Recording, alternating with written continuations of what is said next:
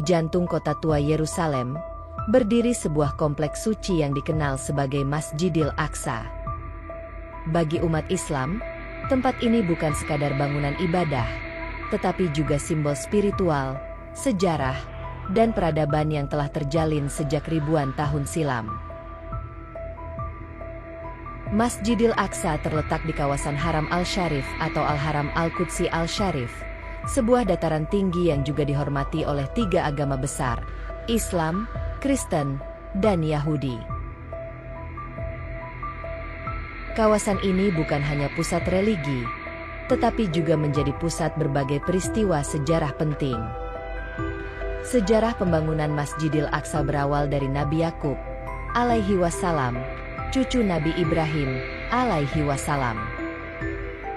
Menurut sebagian riwayat, beliau mendirikan sebuah tempat suci di Yerusalem untuk menyembah Allah setelah sebelumnya ayahnya, Nabi Ishak, alaihi wassalam, meneruskan ajaran monoteisme Nabi Ibrahim, alaihi wassalam.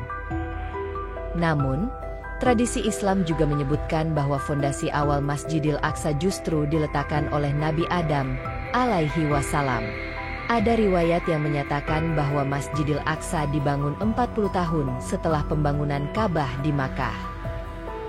Hal ini menunjukkan bahwa kesuciannya sudah ada sejak masa-masa awal manusia. Bangunan awal Masjidil Aqsa kala itu tidak sebesar dan semegah sekarang. Tempat tersebut hanyalah rumah ibadah sederhana yang digunakan untuk beribadah kepada Allah. Namun dari sanalah perjalanan spiritual besar dimulai.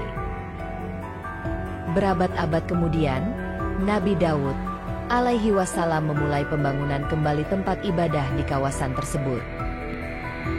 Beliau ingin menjadikan Yerusalem sebagai pusat keimanan. Namun, pembangunan itu belum rampung pada masanya. Pembangunan besar kemudian dilanjutkan oleh putranya, Nabi Sulaiman, alaihi wassalam. Dengan izin Allah, Nabi Sulaiman, alaihi wassalam mendirikan bangunan yang megah di atas lokasi itu, yang kelak dikenal sebagai Baitul Maqdis. Dari sinilah kawasan itu semakin suci bagi para nabi dan pengikutnya.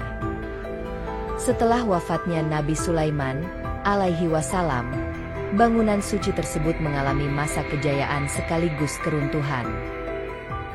Bangunan itu beberapa kali dihancurkan oleh bangsa-bangsa yang datang menaklukkan Yerusalem, termasuk oleh Babilonia pada masa Raja Nebukadnezar. Meski beberapa kali hancur, kawasan itu selalu dibangun kembali. Bahkan setelah bangsa Romawi menaklukkan Yerusalem, lokasi Baitul Maqdis tetap dikenang sebagai tempat ibadah dan spiritualitas yang agung. Dalam sejarah Islam, Masjidil Aqsa memperoleh kedudukan istimewa saat peristiwa Isra, Mikraj Nabi Muhammad Shallallahu alaihi wassalam. Dalam perjalanan malam yang penuh mukjizat itu, Nabi Muhammad Shallallahu alaihi wassalam diisrakan dari Masjidil Haram di Makkah menuju Masjidil Aqsa, sebelum dimirajkan ke langit. Peristiwa Isra, Mikraj menegaskan kembali kesucian Masjidil Aqsa. Masjid itu menjadi tempat Nabi Muhammad Shallallahu alaihi wasallam memimpin sholat bersama para nabi sebelumnya, sebuah simbol persatuan para rasul dalam mengajak manusia menyembah Allah. Pada masa Khalifah Umar bin Khattab, umat Islam berhasil menaklukkan Yerusalem secara damai. Umar kemudian masuk ke kawasan suci tersebut dan membersihkan area yang kala itu terbengkalai akibat kekuasaan Romawi Bizantium. Di bawah kepemimpinan Umar, didirikanlah tempat sholat sederhana dari kayu di area Haram Al-Sharif. Inilah awal mula bangunan Masjidil Aqsa dalam sejarah peradaban Islam.